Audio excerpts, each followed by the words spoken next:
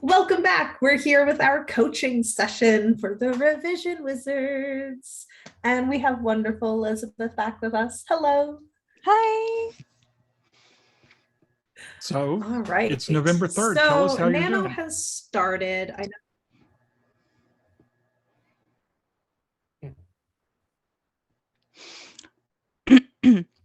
Okay.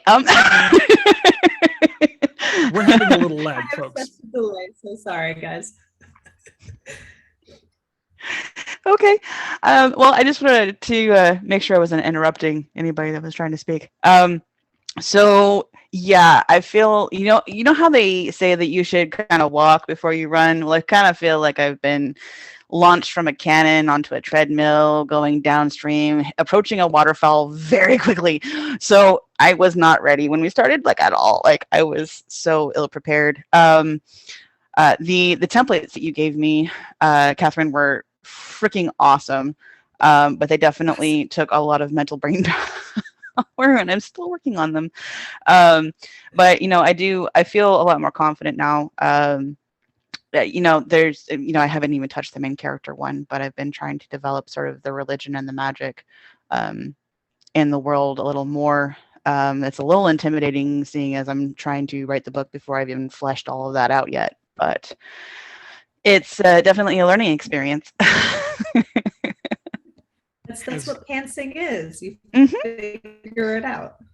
Yeah. This is one of those moments where the phrase, you'll fix it in post, applies. You'll fix it when you're done. So does that mean rewrite basically entirely if you're pantsing? It can. Sometimes it does, yeah. Or the editing process, or however it works for you. And that's fine. If you find a situation where you go, oh, I should have put this in 5 chapters ago, or I need to make this big change because something isn't working and the reality has to shift somehow. What you do during an event like Nano is you make a note to yourself and go, okay, I need to go put the antagonist actually in the front of the chapters, or in the front of the book. And then you just continue writing as if you had already done that. You don't go back and edit because that will take you too long. You don't have time to, if you're going to make your word count. Right. So, totally understand that. Yeah. So I feel like at the point in the story that we were discussing on the last episode, I feel like I kind of landed right in the middle, and not entirely my fault, because a character that wasn't supposed to be in the story at all, it's actually become mostly a chapter in his story. So I decided to actually kind of start from the beginning, as opposed to getting stuck in the middle where, this happens, where, the sorceress, not the sorceress, but the priestess character in and of herself is very awesome, and I want her to have her own story. But she's just not as developed or really as deep, or even a character that I like very much. So I'm having a very, very hard time justifying writing specifically just about her. And so I've decided to start at the beginning, really at the story, where the story kind of begins, so I can develop the world more, develop the magic more, and kind of what leads up to that point. Yeah, as VE has told me many times, sometimes you need to write all that backstory to chop it out later. Yep. Yeah, I'm not going to be chopping any of that out, but yeah. You'd be surprised. It's if yeah. One of the things you want to avoid is getting too attached to your words, because they can all be changed and they can all be thrown out.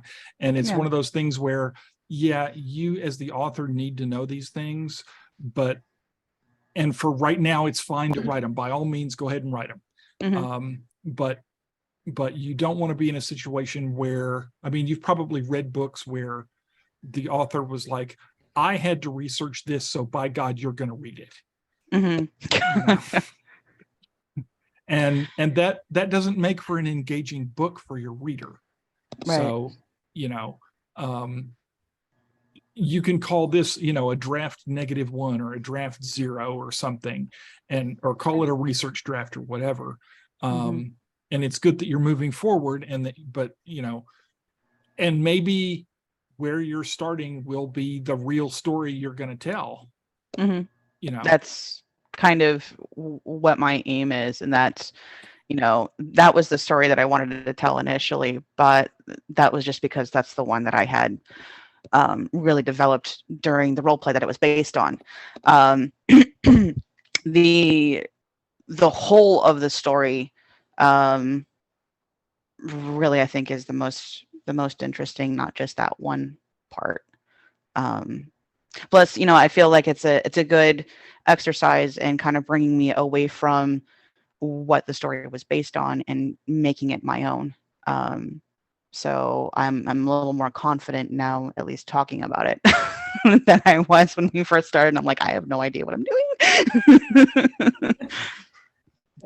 And I find that with world building, it really does sometimes help solidify things, because like we was saying before, with my space opera, the first book that I wrote for it, which I did land up tossing, and I tossed the second one. I'm working on the third one now, third version, I should say. In the first version, I changed the size of the colony spaceship 5 times. Oh, wow. And that was because each time I figured out, oh, wait, that wouldn't work. And I had to like make it bigger and bigger until I realized, oh shit, you can't launch a spaceship like that off a planet. And then suddenly, like 3/4 of the way through the book, that ship had been built in space instead of being built on a planet. And I just had to go with it. And I was like, I'll fix it in editing. Yeah, sometimes your future self is going to look back at you now and want to slap you because of what you did. But keep going with that mindset of, well, I'll fix it later, because now I know from here on out I can write it correctly. Right. So don't be afraid to be like, ooh, that's not working. Make a note, from here out is correct. Cool. Thank you so much. I appreciate that. What other questions have come up? So I've kind of gotten to, there's a portion here where my character kind of starts, he goes through much what my original character would go through, where she kind of loses her mind and sort of enjoys it. He's trying to basically he's trying to control the magic. He's losing himself to it. He's practicing, trying to make it work. But at some point I need him to kind of be discovered so that he can go off on his own. And I don't know, is he going to start picking off people? If he does he pick somebody? Does he, I'm having a trouble moving that story forward, where he's discovered doing this magic, he's cast off, so then he's able to just continue focusing on that magic and continue researching. It's just that gap right there. I'm not sure what to do with it. It feels like sometimes when you're talking about the magic system, it feels like it's an addiction with the way that you're talking about it. Oh, yeah. So maybe look at it not like he's learning the magic, but what would someone who's really seeking like hard drugs would be looking for? What are the little ticks that they give off? And now, are they being found by a dealer? So this is somebody who's like, yes, come this way. Let me teach you this magic, since that's what you want to go for, because he can see those ticks that like an addict would be giving off. Or are we looking at like, oh, somebody who cares about you is realizing that you're addicted to something you shouldn't be and you're hiding. So maybe if you look at it from that point of view, you might be able to bridge some of those little gaps. Yeah, so it's sort of both. So basically his son catches him, kind of realizes really what he's doing and is like, okay, you're no longer my father, get out. He leaves at that point, goes around to various towns he's heard of, some people that are able to practice this magic who may actually know a little more. So he's actually seeking, I guess, the dealer, if you will. And they actually pull him into sort of the cult that he participates in. I'm just not sure really what is the vehicle that kind of climaxes and changes his life to the point where his son finds him and kicks him out. I'm having a hard time determining what he does that pisses his son off so much. So then maybe it's not him that you need to worry about. It's what is, if you were to build like the smallest character background for his son, what are his son's values? What are the things that would tick him off? Don't look at what the parent would do. What does the son as a character, what would he do? Okay. So then upon finding that, that would bridge that gap of, it could be something really simple, like he brought a mouse back from the dead. And he's like, nope, I know where that leads. Or it could be like something worse. He kills an entire village and brings the mom back. Right. So I would look at what the son's moral standing is to then give you the basis of, well, what would tick off the son enough to be like, get out, I don't want you here anymore. Right. And that is something that I actually have explored. Again, I just don't know what that thing is that he does, that he finds him doing. I haven't determined really what's in his character. If he is actually going to start picking off things, is he going to start killing things, or is it, something by accident that he becomes addicted to? Is, does he start off small and then get bigger to the point where everybody notices, or, I don't know. You can also do, go ahead, V. The other thing that you can do, if you really do get stuck, you don't want to, especially during Nano, you don't want to spend a lot of time not writing or navel gazing, because you just don't have the time if you're going to get the word count. Right. So the other thing that you can do is just put in brackets, insert motivation here, and then go on with the rest of the story you do know. Okay. There's nothing wrong with that. So don't, if you got to skip a scene, if you don't feel confident, right, insert sex scene here, Okay. and then we can write it later. Yep. I'll do that with emotions too. If I'm like really into it and I'm writing and I'm like, he felt angry, brackets, describe what this looked like. And then I'll know when I go back in for my edits, ooh, I'm not saying he was angry, I'm going to describe it here. And it's a way, even with names, sometimes I'm like, I'll put in a, why haven't you picked a name? You need one. And that's that character's name until I've picked one later on. And you can just do that where it's simple, it's easy, it won't break the flow, and you can just keep going. Because sometimes you hop around, and that's okay too. If you are super excited to write a different scene, go write it, especially if you're stuck on something and you're like, I hate this story. Be like, oh, but I could go write this scene I really want to go write, and it will probably boost you to go back and write the rest of it. Yeah, and that's kind of, what I was explaining before. That's exactly what's going on now, is that I'm struggling with that other story, so I went back. But I think, insert brackets here, I think, is probably a good plan, just to keep moving forward.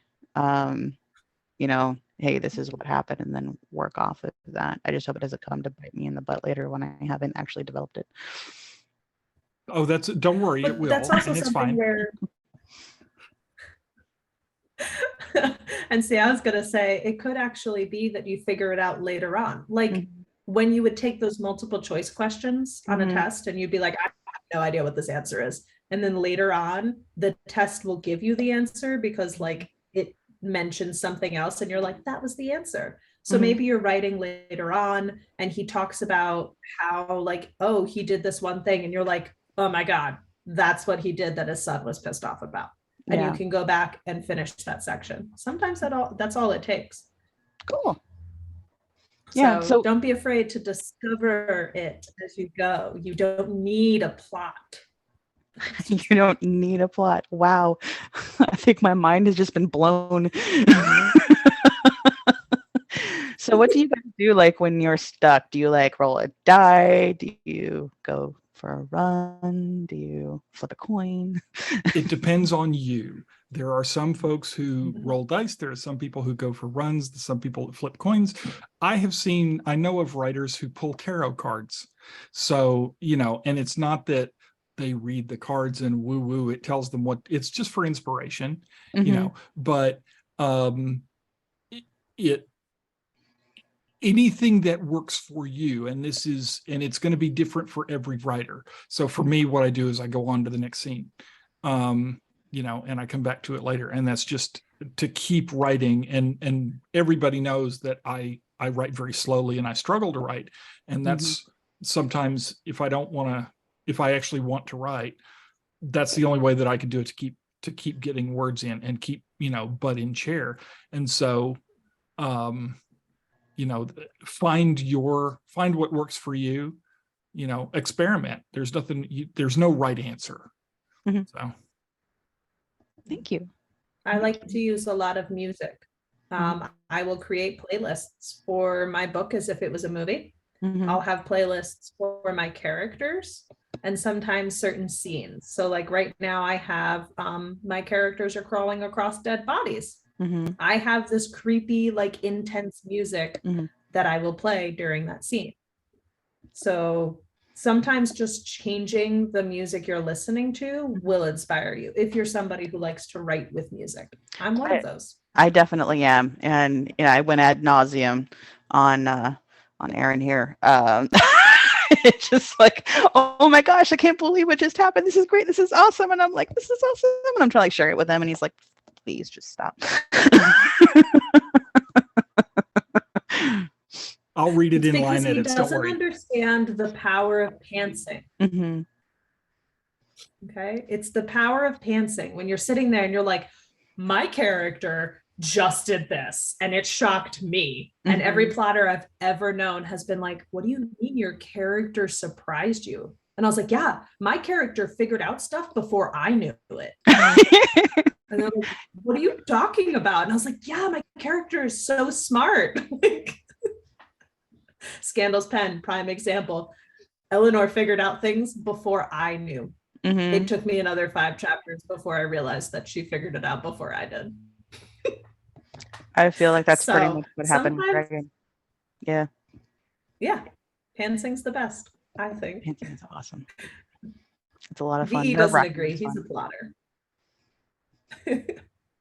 I'm somewhere in between, but I like to have some notion of the direction I'm going into. It's like, it's not driving with Google Maps, but I prefer to do something like drive with an old printed road atlas, so okay, generally in that direction,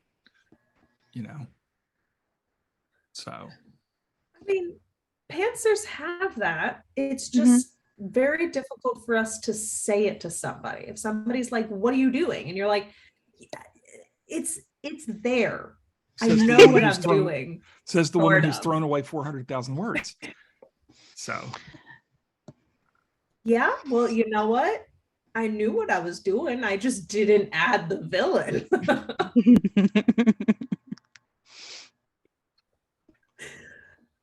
But yes. All right. So are there any other things that you want to try to spitball with us? If you had any questions, what would be your goal for our next meeting? Well, the goal for the next meeting is to really have, at least the first quarter of the story kind of fleshed out. I think it's definitely going to end up being a lot longer than, 50,000 words. but at least I'll have the 50,000 words down. The challenge is 50,000 words. It's not a complete novel. Those are different things. Mm-hmm. So at the very least, I do want to get to the point where, he's had his family, he's had his, he's starting to meddle with magic a little more, and he's getting closer to the point where he's about ready to get kicked out. So that's my goal. That's where I want to be next week. We'll see what happens.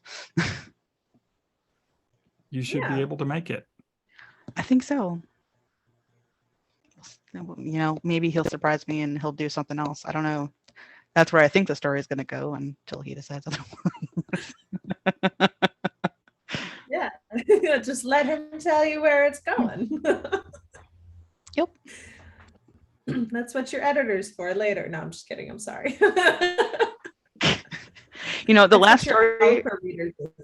last story I showed my editor, he got past, I don't even think he got through the first sentence, and he was like, this is what's wrong with it. It was funny.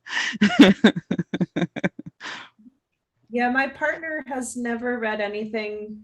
That's a lie. He read the first paragraph of Scandal's Pen, and he had red marked it like a line editor and went, when you've published it and it has no errors, I will read it because I can't do this. He has yet to read anything of mine since. So yeah. You should show him my edits. I haven't even looked at them. They're still there. I've heard stories. Nothing in detail, but I've heard stories. He's a great line editor. And at the point where I am in the story, I am ready to literally cut sections. I'm ready to take that red pen and just scribble all over and be like, I don't need it anymore. Fine. But you also have to get to that point. And that took me a while to learn how to take feedback and criticism for people.